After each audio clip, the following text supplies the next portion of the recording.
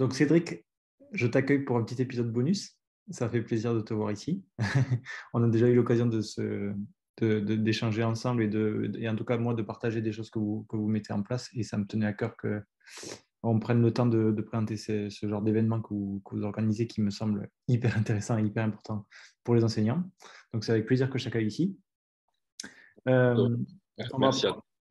on prend le temps de parler de cet événement-là, de l'édition précédente qui s'était passée et de ce qui va se passer cette année pour vraiment partager et donner envie au plus grand nombre de profs d'y participer parce que je pense que c'est un des événements majeurs pour la formation continue pour les enseignants en France. Donc, avec grand plaisir d'en parler. Donc, qu'est-ce que tu peux nous en dire? Déjà, est-ce que tu peux déjà toi te présenter toi pour ceux qui ne te connaissent pas par rapport à la structure et après nous parler de l'événement? Ouais, merci Anto pour l'invitation. Ça fait longtemps qu'on est en contact et c'était avec plaisir aussi de partager ce moment-là avec toi. Euh, on a créé la conférence il y a 3 ans. On avait fait une première édition au TCBB à Boulogne-Billancourt avec Gilles Galmis, le directeur sportif, et Dario Novak, un prépa physique croate. On s'était rencontrés tous les trois après que j'ai un peu voyagé sur les grands chelems et on avait fait le constat que sur les autres grands chelems, il y avait une conférence pour les entraîneurs et qu'il y avait très peu de choses qui se passaient sur ce plan-là pour les enseignants en France. Et c'est comme ça un peu qu'est né le projet. On avait monté cet événement-là qui avait été une belle réussite il y a 3 ans. Il y a eu la pause Covid entre-temps et c'était aussi notre volonté de relancer ça et de se retrouver encore tous ensemble et de partager ces moments en commun avec d'autres enseignants. Combien il y avait de personnes sur cette édition-là? Sur la première édition, on était environ 120, on peut voir sur la Ouais, photo. on Il y le avait voit. pas mal de monde, une dizaine d'intervenants, et on avait vraiment partagé une belle journée avec différentes présentations, différentes thématiques. On aura l'occasion Ouais, d'en d'en parler. reparler. Je te passe ça sur ça. Tu viens d'en parler de toute façon. Donc, à la base, c'est ça. C'est l'objectif que vous aviez, c'était de trouver, ou en tout cas de créer un événement qui n'existait pas encore chez nous, en rapport avec notre Grand Chelem Roland-Garros, et qui était déjà organisé ailleurs sur d'autres Grands Chelems.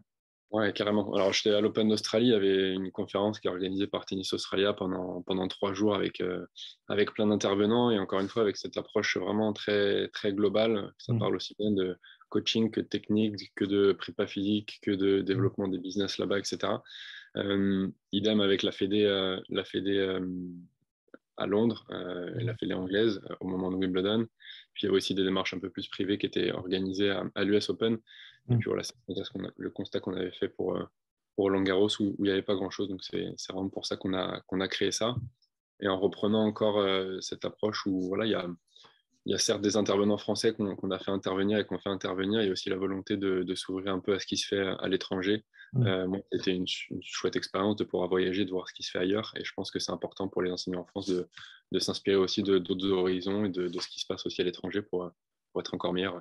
Tout à fait. D'où l'intérêt sur Mythe d'avoir créé la série sur la francophonie avec les enseignants qui sont sortis de France et qui partagent ce qui se passe ailleurs pour qu'on puisse s'inspirer et prendre des idées qui, je pense, des choses sont faites ailleurs et ça peut être hyper intéressant, que ce soit au niveau local avec des profs qui regardent ce que d'autres font dans d'autres régions et se disent, ah, c'est intéressant ce qu'il fait, je vais pouvoir tester ça chez moi. Mais encore plus loin, outre notre pays, voir des choses qui se font ailleurs, dans certains pays où c'est que les choses sont parfois bien poussé ou en tout cas, je pense aux pays anglo-saxons où c'est qu'ils vraiment ils poussent vers les gens qui essayent des choses, etc. Enfin, quand tu essayes, du coup, tu te rends compte que tu peux te retrouver et imaginer des choses super intéressantes. Donc, inspirons-nous de ça et je pense que ça, c'est ce genre de conférences font que c'est ça. Donc, vous, à la base, on prend cette diapo-là, vous, à la base, qui vous êtes? Alors moi, c'est vrai que je Hum. travaille dans le tennis depuis maintenant longtemps. J'ai commencé le tennis quand j'avais 4 ans et puis très vite passionné par toute la partie coaching. J'ai fait un master en STAPS, j'ai créé un petit projet justement en Australie. C'est comme ça que j'ai commencé à voyager, où je suis allé à la rencontre de plein d'entraîneurs et de prépa physiques différents. Ça m'a amené pendant toute une année à vraiment voyager sur les grands chelems et apprendre de plein de personnes différentes avec cette ouverture d'esprit-là. Et c'est vraiment ça que j'ai envie de poursuivre. Et, et de fil en aiguille, voilà, on avait différents projets. J'étais prépa physique dans une académie à Lyon et puis avec d'autres joueurs en parallèle. Et puis j'ai voulu à un moment donné regrouper tous ces projets-là sous la même entité. Alors c'est un peu comme ça que Holistic Tennis est né. il y a maintenant 1 an et demi. Et on a cofondé ça avec Luc Bardot, un autre prépa physique qui était avec moi à Lyon. Et l'essence même de ça, c'est replacer vraiment l'humain au centre. Alors ça prend différents leviers.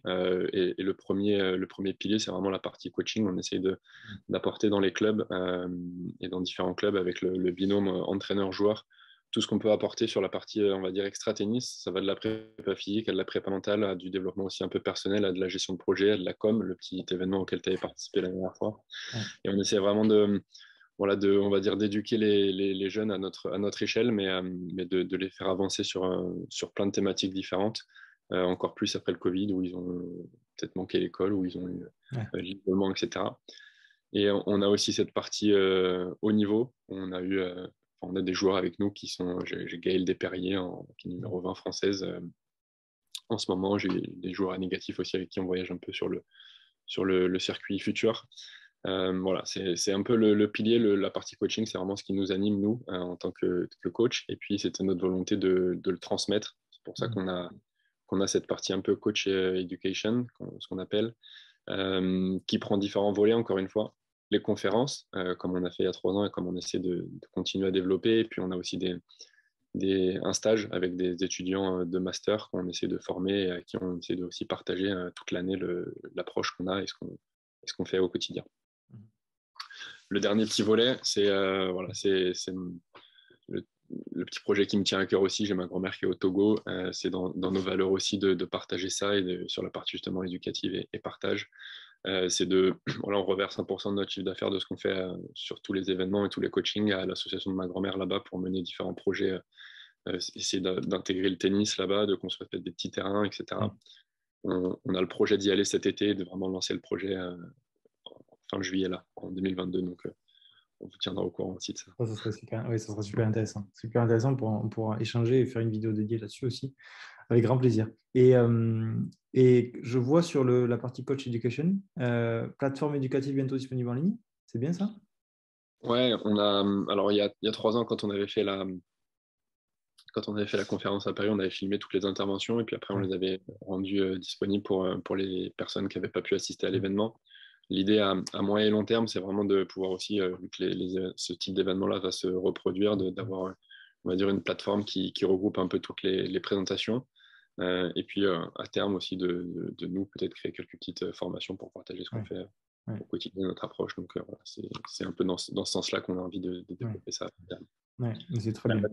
La dernière petite partie, on n'a pas parlé dans la Next Gen. Là, c'était un projet qu'on vient de démarrer, enfin, même de terminer avec les ramasseurs de balles qui ont commencé aujourd'hui, du coup, les ramassages de Roland Garros, mais on les a entraînés pendant 3 semaines, en fait, sur un petit programme d'entraînement en préparation de Roland Garros, avec cette approche vraiment prépa physique, des initiations à la prépa mentale, sur les distractions, sur la concentration, sur la confiance en soi, etc.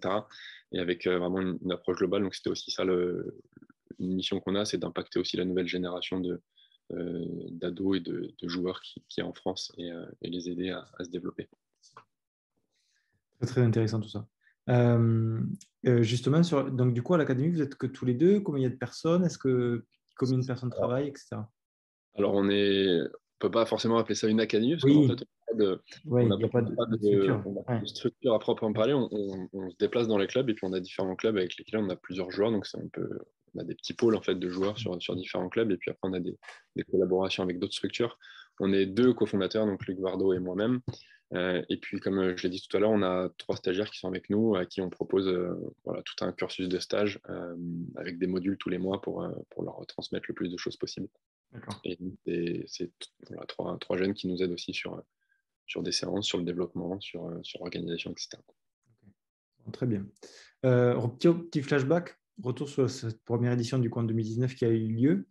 Donc qu'est-ce que tu peux nous en dire? On en a parlé, on prendra aussi le détail du programme, mais voilà, ton retour, on va dire ton partage d'expérience par rapport à la conception, création d'un tel événement, de comment ça s'est passé en off et comment ça s'est passé le jour J évidemment, mais voilà, qu'est-ce que tu peux nous raconter de cette aventure-là?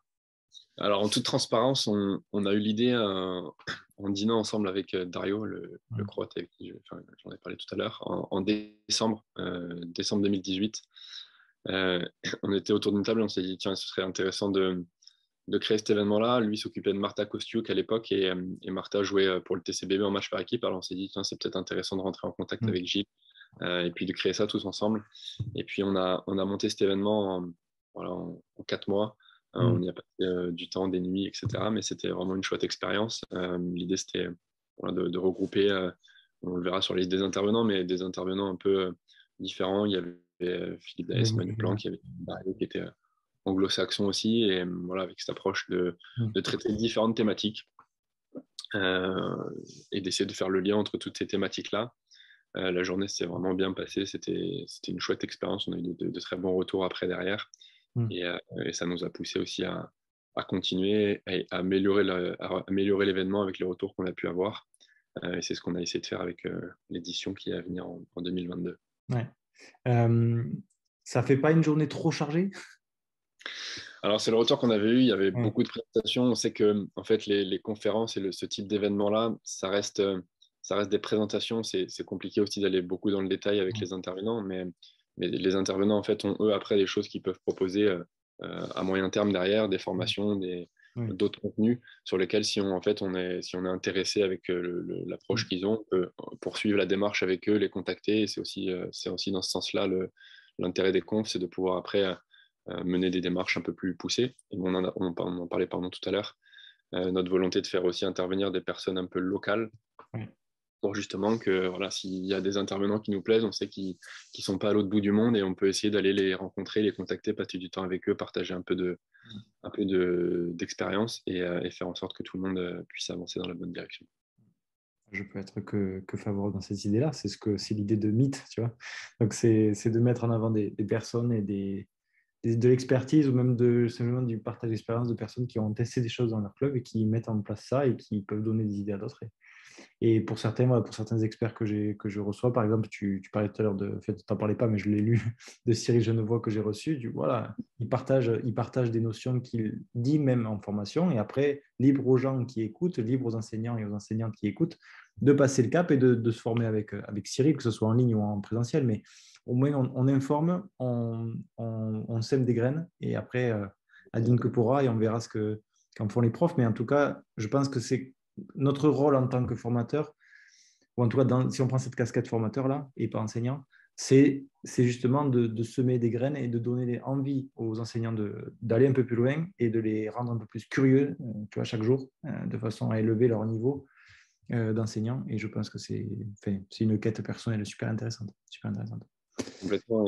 Et tu l'as dit, en fait, la majorité des intervenants qu'on a pendant les conférences, voilà, l'image de Cyril, derrière, il y a sa petite plateforme avec ses formations, il a possibilité de le contacter, il intervient aussi à droite à gauche sur des cursus un peu plus longs, d'une journée, 2 journées. Voilà, la conférence, ça reste un peu une introduction, une graine qu'on sème, pardon, et après, il faut faire cette démarche personnelle d'aller plus loin. Alors, c'est la même chose avec les personnes qu'on a sur l'édition 2022. Si on les cite un petit peu, Greg White, c'est un franco-australien qui bosse pas du tout dans le tennis, mais qui est passionné de la santé, de manière générale, santé et performance. Il était joueur de rugby, il est maintenant basé sur Narbonne, pas très loin de chez toi.